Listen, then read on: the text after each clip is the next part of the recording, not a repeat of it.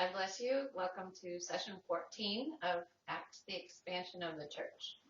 Tonight's session is going to be about the shipwreck, almost shipwrecked, from Acts 27. But I thought that I would also put a subtitle on this one called Prayer Changes Things. So turn in your Bibles to Acts 27. We're going to be pretty much here the whole time. And we're starting in verse 1.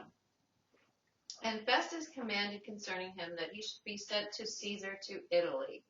And he delivered Paul and other prisoners with him to a certain man, a centurion from the Augustan cohort, whose name was Julius. This was a centurion from the Augustan band. A band was about 400 to 600 soldiers, and this was probably a small portion of that cohort. And the centurion was named Julius, who, as we will see, and as we read the story, was a really wonderful man and was very kind and very caring of Paul during this entire time. So verse 2, and when it was ready to sail, there's a we. So all of a sudden now Luke joins them here. We went down to a ship that was from the city of Adramyttium and was traveling to the region of Asia. And Aristarchus, a Macedonian who was from the city of Thessalonica, came on the ship with us. So from this verse we learned that Luke is with Paul, and Aristarchus, who is from Thessalonica, is also with Paul on this ship and on the journey to Rome. Now, I hope you downloaded a map that I had put on the live stream website as well as on the Light of the Word website, because we are starting from Caesarea. And this is where this ship is going, and it is going to Asia Minor. So you can follow the whole discussion of this trip on the map. So we're starting in Caesarea. On the next day, verse 3, we arrived at Sidon. Okay, Sidon is in Phoenicia, which is the north part of Israel, north of Israel. And on this map that I have printed, it just has a little S that stands for Sidon. And it's about 67 miles north of Caesarea. So let's see what happens in Sidon. And the centurion treated Paul with compassion. Oh, that's so wonderful. And allowed him to go to his friends and to be refreshed. So he allowed him to go to his friends and perhaps get supplies and some necessary things so that the journey could be a little bit easier. I mean, he had just spent 2 years in prison in Caesarea, and he had some freedom, but not very much. And so we see that the believers here in Sidon, his friends, is what it says, they refreshed him, and they probably gave him supplies and money and caring and things that he needed.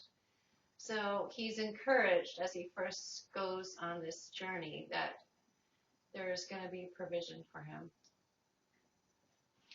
So verse 4 says, and we sailed from there, and because the winds were contrary to us, we followed a course near Cyprus.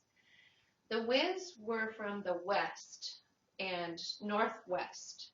So if you see the map here, and the winds are coming from the northwest down, so they're contrary to the way the boat wants to go, because the boat wants to go east, right? So instead of going straight across, which they would do in good weather, they go under, it's called under the lee of Cyprus. And under the lee is a nautical term that means against the wind. So you put the land between the wind, the land, and then the boat, so that the land will break up the wind and allow the boat to travel easier. And much of this description of the journey to Rome is filled with nautical terms and with detailed description of how the boat went, what it looked like, what's going to happen to it. So we are following this outline of exactly how Luke is describing it, and he's putting so many details in it.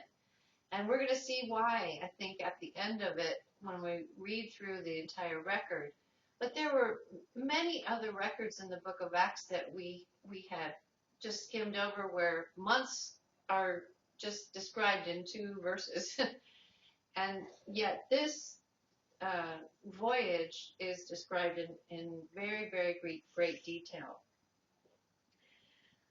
So verse 5, we crossed over the Sea of Cilicia and Pamphylia and arrived at the city of Myra of Lycia.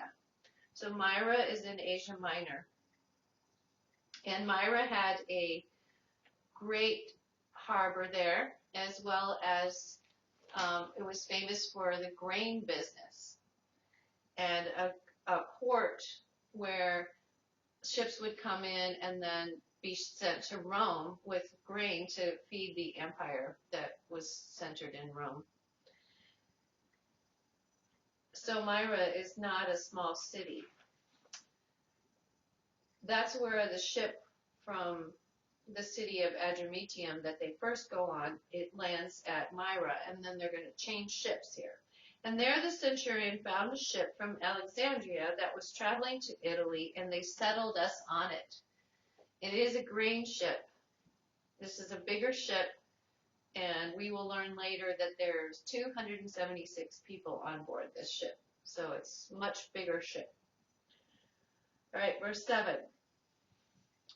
And because we were sailing under heavy seas, after many days we barely reached the island of Cnidus.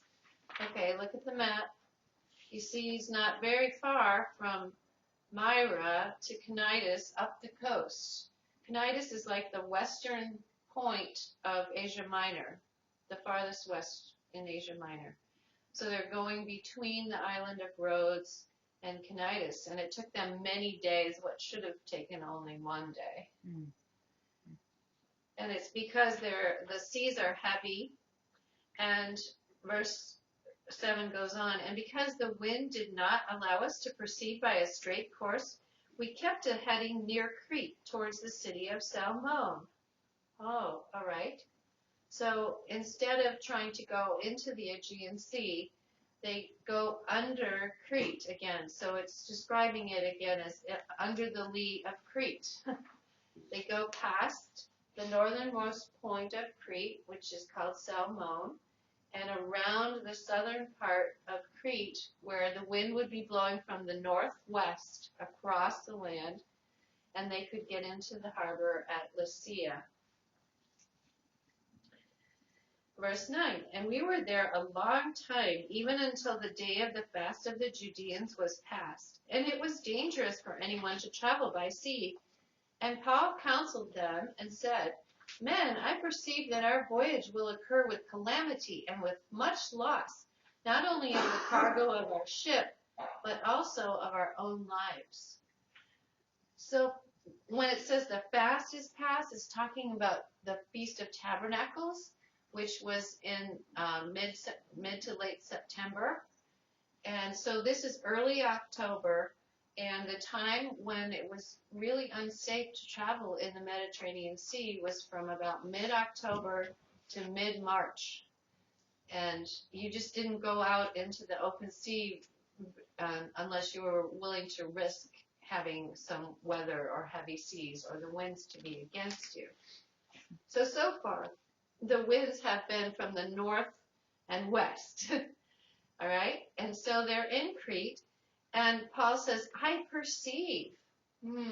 That's a very typical way of saying that he got revelation. It's one way that the word describes revelation. And it says, he says, Men, I perceive that our voyage will occur with calamity and with much loss, not only of the cargo, but also of our own lives.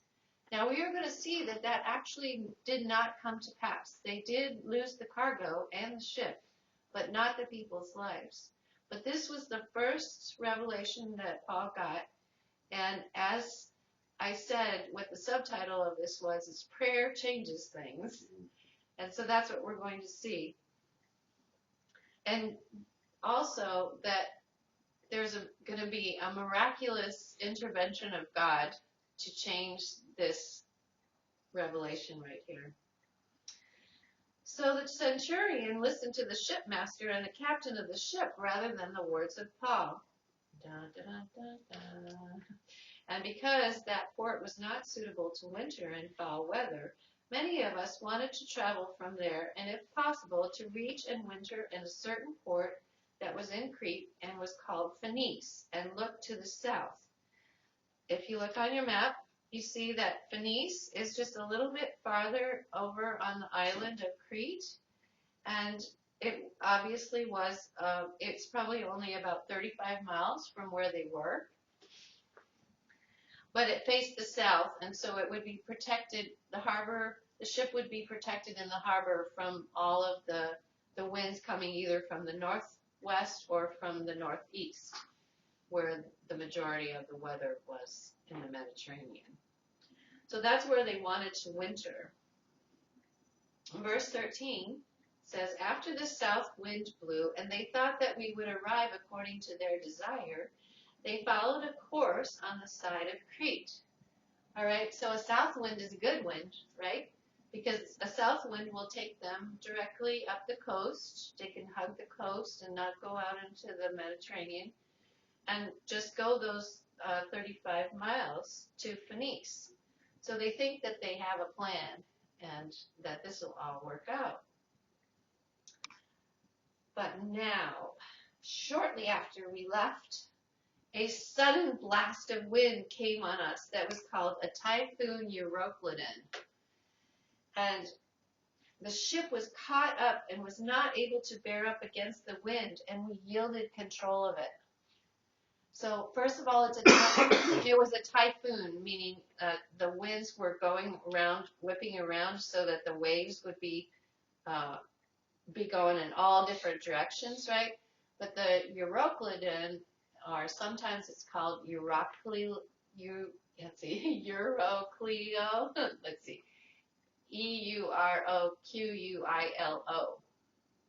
and it's combined words of north and east.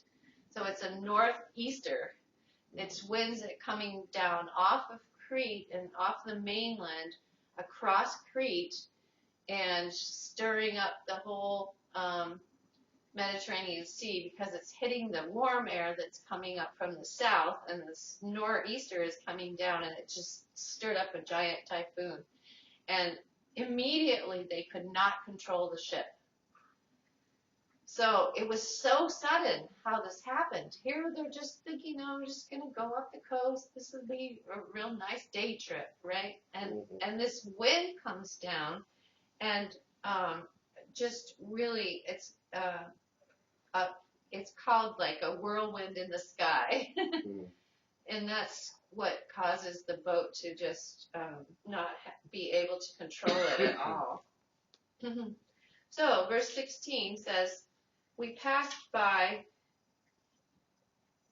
a certain island that was called Cauda. Sometimes it's called Clauda with an L, Clauda. And we were hardly able to keep hold of the longboat.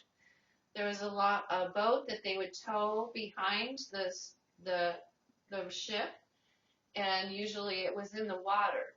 So they were not able to even hold on to the longboat. And after we had taken it up on board, we undergirded and prepared the ship. And because we were afraid lest we should fall in the downward rapids of the sea, we pulled down the sail, and so we drifted. Now there's several things that happen right here, and you can see how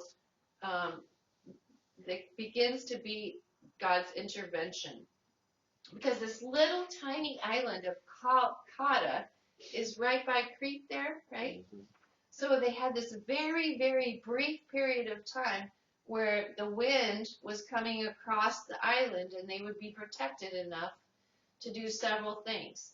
So the first things that they did was they hauled the longboat on the deck and fastened it, and then they took ropes and undergirded the ship. They would thread the ropes all the way under the hull and up over it and secure them as tight as possible so that it would, when the ship started leaking, which it probably already had with the pressure of the winds on it, that it would hold the hull together. So they had this really small window of time, this tiny island, to do this.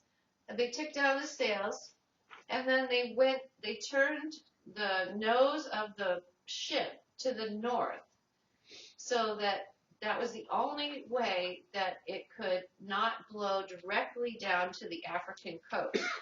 And if you look on your map right here, this indentation right here on the African coast was called Syrtis, and it had very bad quicksands. So that's what it's talking about here, the downward rapids of the sea. If they had just let the boat go in the direction that the wind was pushing it, it would have gone directly into those quicksands and would have totally destroyed the ship and everyone on it. So they had this very, very small window of time where they could do these things: take down the sail, take care of the boat, undergird the ship. And then they said, all right, we're going to drift. Verse 18, and as the violent storm raged against us, the next day we threw goods in the sea. So anything extra that they didn't need, they started throwing it in the sea. And the third day we cast overboard the ship's own riggings with our hands. What they cast into the sea was just things that they didn't need, so that it would lighten it, so it would sit higher in the water, so it wouldn't be battered. Because in this kind of a storm, the hull would be going down and up, and you would be hitting the water. And then the wind blowing it across, the ship is turned north, and yet the wind is pushing it to the west.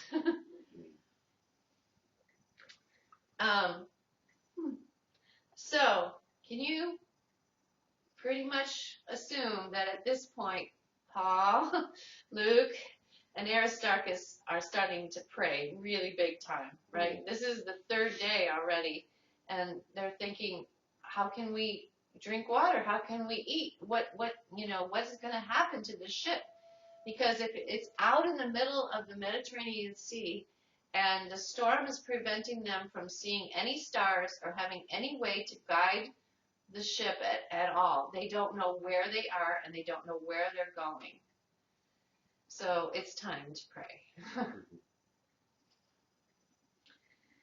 Verse 20, and as the tempest continued more days, all right, we already have 3 days, and the sun was not visible, nor the moon, nor the stars, all hope of our living was completely cut off. I mean, there was no hope. In a storm like that, the ship would be turning and then turning back, and you would totally lose what direction you were going in. They didn't even know whether they were still pointed north or not.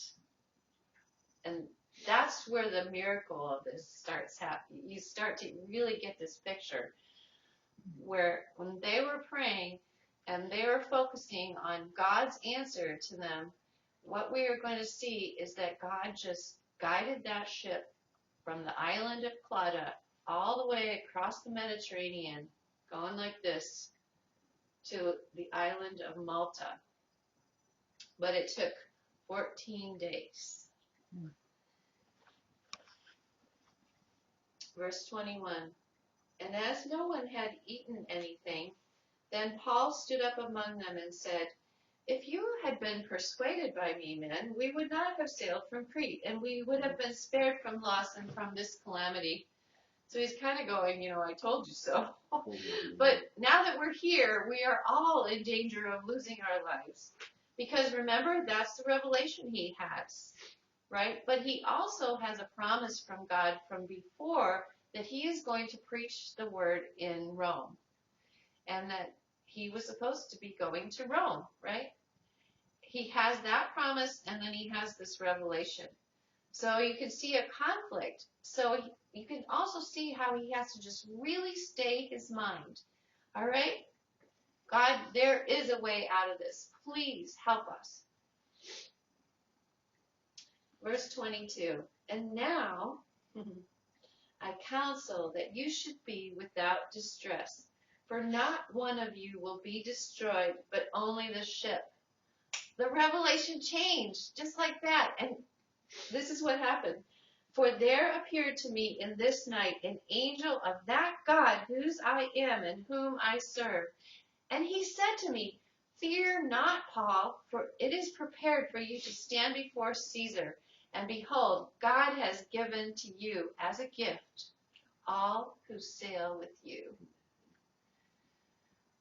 This is amazing. One of the really outstanding things about this record is that if Luke had died in this shipwreck, we would not have the book of Acts or the Gospel of Luke, because they hadn't been written yet. We would also not have many of the greatest epistles that have ever been written.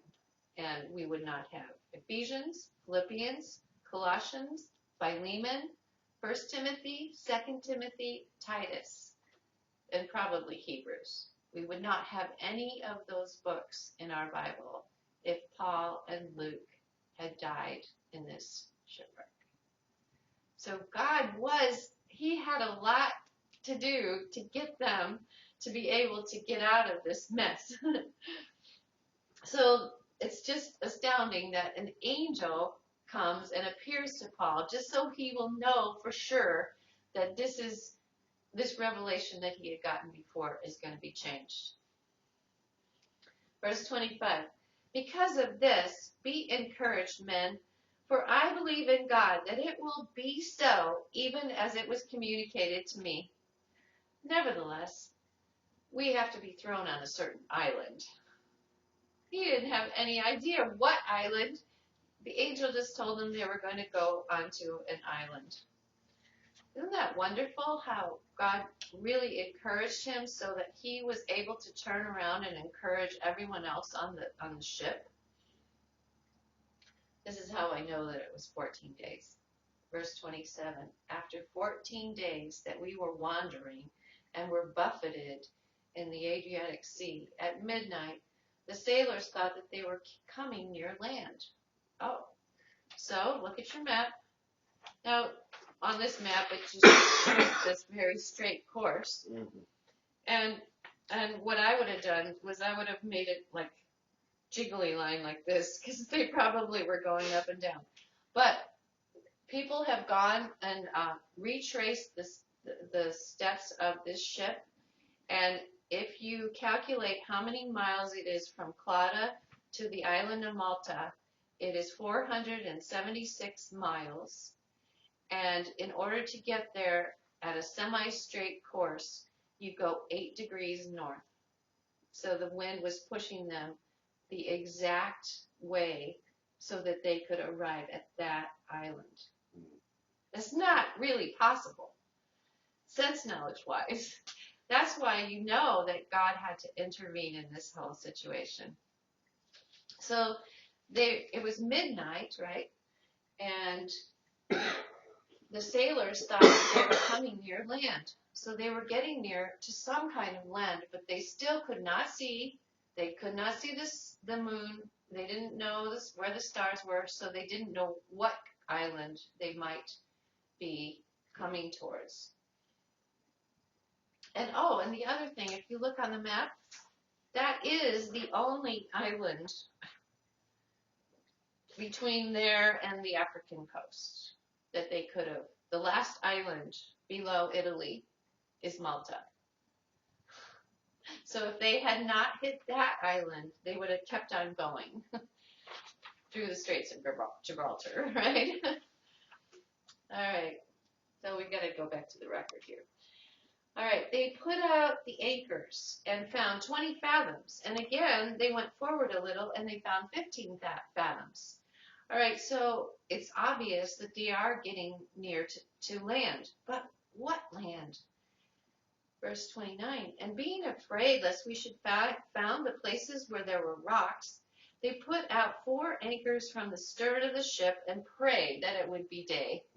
So that all the people are starting to pray along with Luke, Aristarchus, and Paul. Because now they heard what he said, and they're grabbing onto it, Paul's saying, well, God has given all of you to me as a gift, if you listen to what I say. So they put out anchors on the stern so that the boat will not continue to go towards the land and just get stuck on the rocks. Verse 30, now the sailors tried to flee from the ship, and they lowered the longboat to the sea on the pretext that they would go in it to secure the ship on the land. Yeah, that's kind of a false pretense, huh? And Paul, seeing this, said to the centurion and to the soldiers, if these do not remain in the ship, you will not be able to be saved. So then the soldiers cut off the ropes of the longboat from the ship and allowed it to go adrift. But Paul, when it was almost daybreak, convinced all of them to take some nourishment, saying to them, behold, today it has been 14 days since you have eaten anything on account of the danger. Because of this, I beg you to take food for the strengthening of your life, for not a hair from the head of any of you will be hurt. Can you imagine what great comfort and encouragement that would have been to these people? They had no hope of being rescued. They had no hope of the ship surviving. The ship must have sprung many leaks by this time and was tilted over because of being against the wind.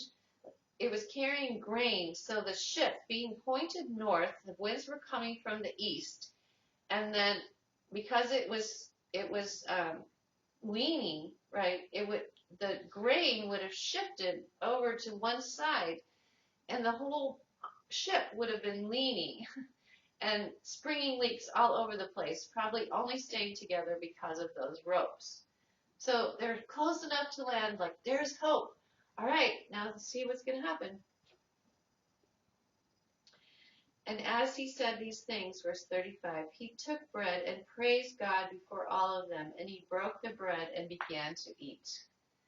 He's praising God before the rescue happens, which is a really great principle about prayer. When prayer changes things, you get new revelation and then new direction of exactly which way to go. Verse 37, now there were 276 people in the ship. 276 people who would have died had Paul and Luke and Aristarchus not been praying. Verse 38, and when they were satisfied with the food, they lightened the ship and took the wheat and threw it in the sea. So up until this time, the grain was still on the ship. So they took all the grain and they threw it in the sea so that the ship would get turned right again and it would be lightened. And what they're thinking is that it'll be light enough and sit high enough in the water that they'll be able to go towards the island.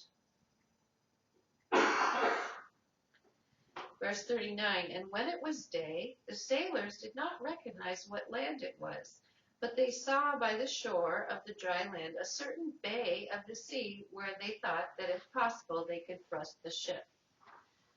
There is a bay on the island of Malta that is called St. Paul's Bay, and it is on the northeast side of the island where they would have been coming past this point where they could have heard the breakers and then seen a bay that opened up, a very small little bay, but that they could put the ship in.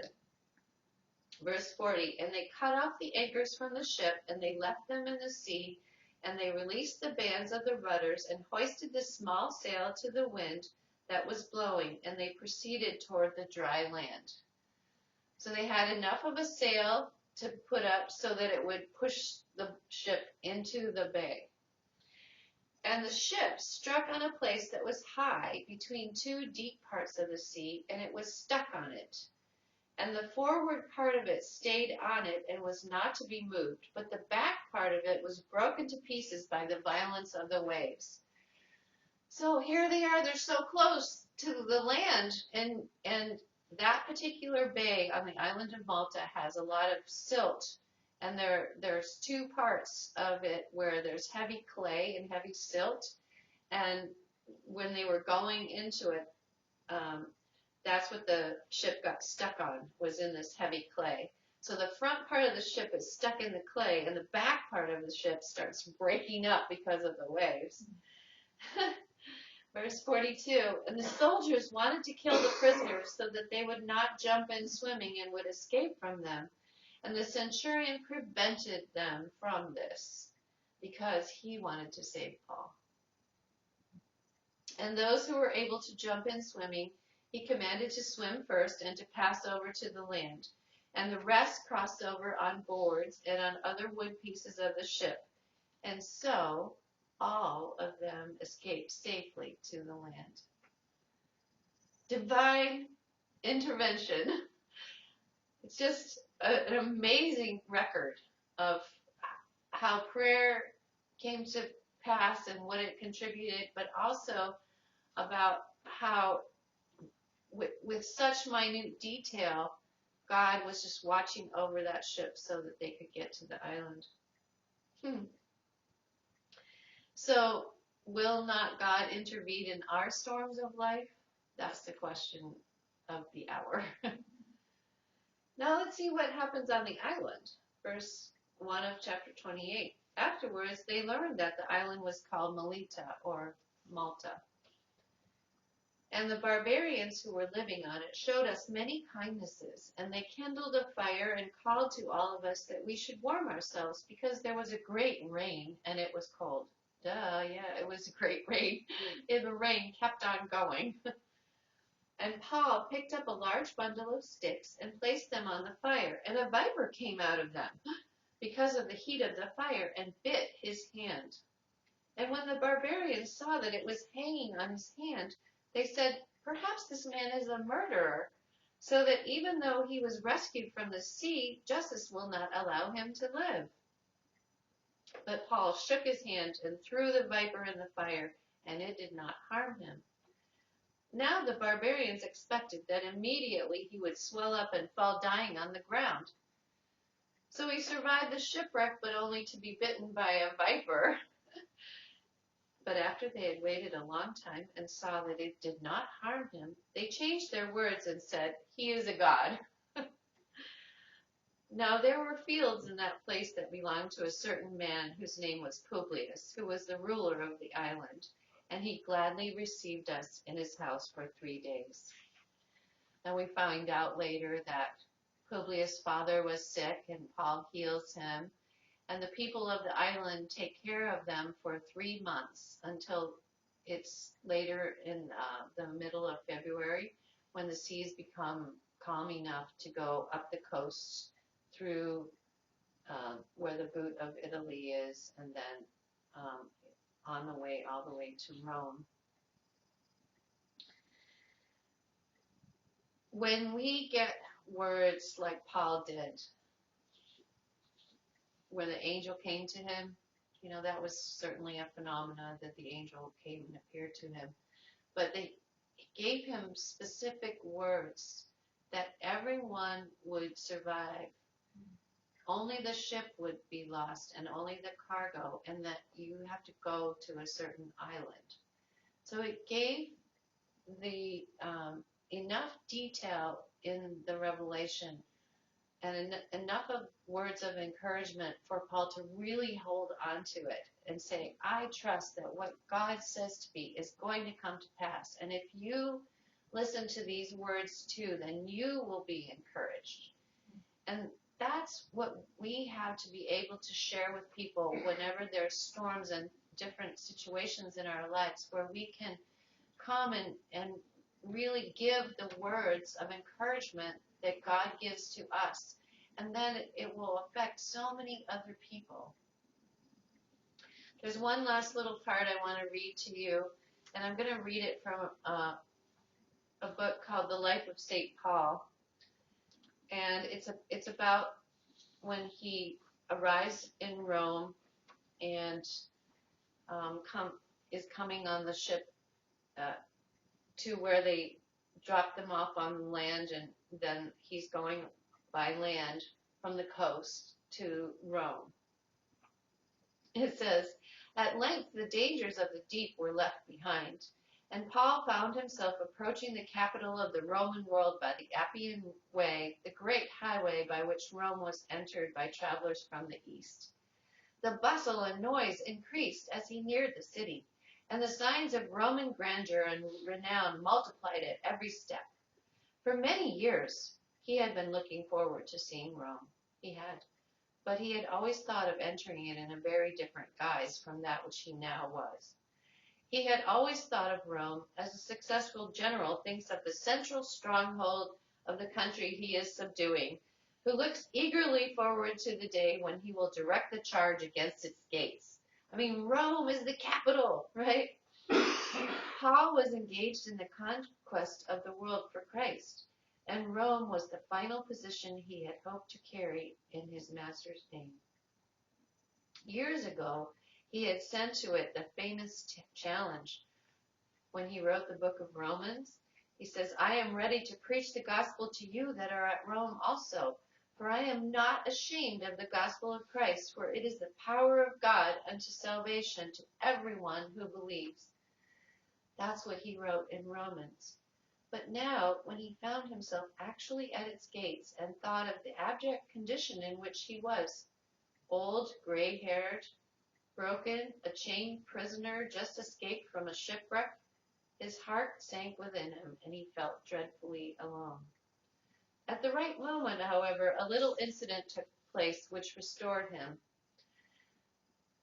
Believers, Christians from Rome, came 40 miles outside of Rome, where they met with him, and hearing of his approach, had come out to welcome him. And then 10 miles farther on, he came upon another group who had come out for the same purpose. The sight of these brethren and their interest in him completely revived him. He thanked God and took courage. His old feelings came back in their strength, and when in the company of these friends he reached that shoulder of the hills from which the first view of the city is obtained, his heart swelled with the anticipation of victory, for he knew he carried in his heart the force which would yet lead captive that proud capital. Let's end by reading Acts 28, verse 15.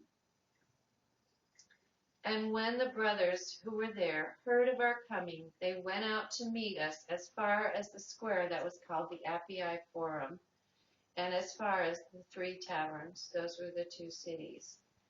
"And when Paul saw them, he gave thanks to God and was strengthened." King James says he took courage. He was strengthened in his heart to go forward from this point.